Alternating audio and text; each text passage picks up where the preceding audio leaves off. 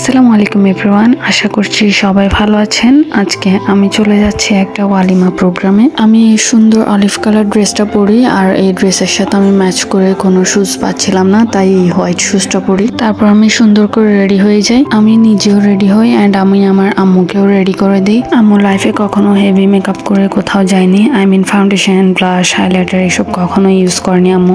কিন্তু আমি ওই দিন আম্মুকে সুন্দর করে সাজিয়ে দিয়েছি ফাউন্ডেশন, ব্লাশ, হাইলাইটার এসব দিয়ে। তেমন হেভি না, বাট সিম্পল ভাবে সাজিয়ে দিয়েছি। মাশাআল্লাহ, আমার আম্মুকে খুবই সুন্দর লাগছিল দেখতে। তারপর আমরা রেডি হয়ে বের হয়ে পড়ি আর ওয়েট করছিলাম গাড়ির জন্য। এখানে দেখতে পাচ্ছেন সেম ড্রেস পরা, ওরা টুইন, ওরা হচ্ছে আমাদের বাড়িওয়ালার মেয়ে। ওয়েট করতে করতে দেখি আমাদের গাড়ি চলে এসেছে। তারপর আস্তে আস্তে আমরা সবাই উঠে যাই, উঠে আমরা ভ্যানুতে পৌঁছে যাই। আমি চেয়েছিলাম ফার্স্টে অফ হোয়াইট ড্রেস পরতে, ভেবেছিলাম বিয়ের চেয়ে ওয়ালিমার প্রোগ্রামটা হয়তো একটু সিম্পল ভাবেই হবে, তাই আমি সিম্পল ভাবে রেডি হয়ে আসি। কিন্তু আমরা ভ্যানুতে পৌঁছানোর পর দেখি বিয়ের চেয়ে ওয়ালিমার প্রোগ্রামটা অনেক বেশি জোস ছিল, অনেক সুন্দর ছিল অ্যান্ড ওরা অনেক গর্জিয়াস ভাবে ডেকোরেশন করেছে। নর্মালি ওয়ালিমা প্রোগ্রামে সফট কালার টাইপের ড্রেস একটু বেশি ভালো লাগে, তাই আমি মনে মনে ভাবছিলাম অফ হোয়াইট ড্রেসটা পরে আসলে ডেকোরেশনের সাথে আমার ড্রেসটা মিলে যেত। আসলে কি বলবো, আমরা তো মেয়ে আর আমাদের মাথায় অলওয়েজ এই সাজগুজ নিয়ে ঘুরপাক খাবে, সো ইটস নর্মাল।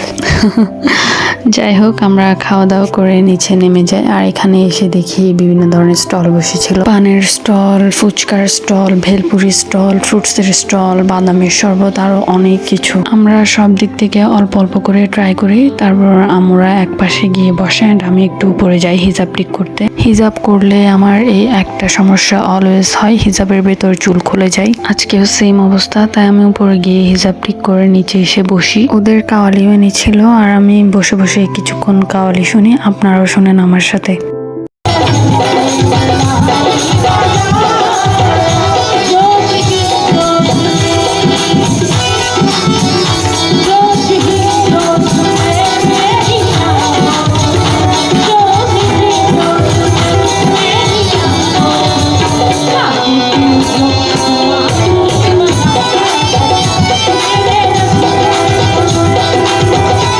তারপর আমি উঠে আসি ব্রাইডকে একটু ভিডিও করতে। দুজনকে মাশাআল্লাহ খুবই সুন্দর লাগছিল। আমি বিয়েতে গেলে একটা জিনিস খালি চিন্তা করি যে গেস্টরা সবাই এদিক সেদিক হাঁটাহাঁটি করে, ঘুরে ফিরে বসে, কিন্তু এই যে বউ জামাই, এরা দুইটা মানুষ এক জায়গায় এভাবে বসে থাকবে, না হয় দাঁড়িয়ে থাকবে, কিভাবে যে পারে এতক্ষণ ধৈর্য ধরে থাকতে।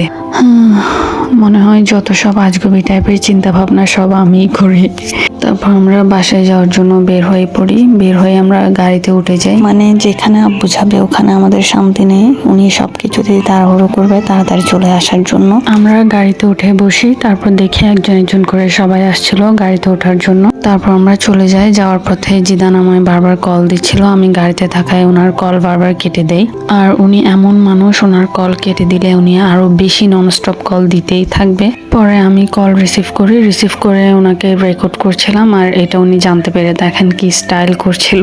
আমার পাশে আমার আম্মু বসা ছিল, ওনার এই অবস্থা দেখে আমি আর আম্মু হাসছিলাম। তারপর কথা বলতে বলতে আমরা বাসায় পৌঁছে যাই। সো আজকের ব্লগটা ছিল এতটুকু। দেখা হবে নেক্সট ভিডিওতে। সবাই ভালো থাকবেন। আল্লাহ হাফেজ।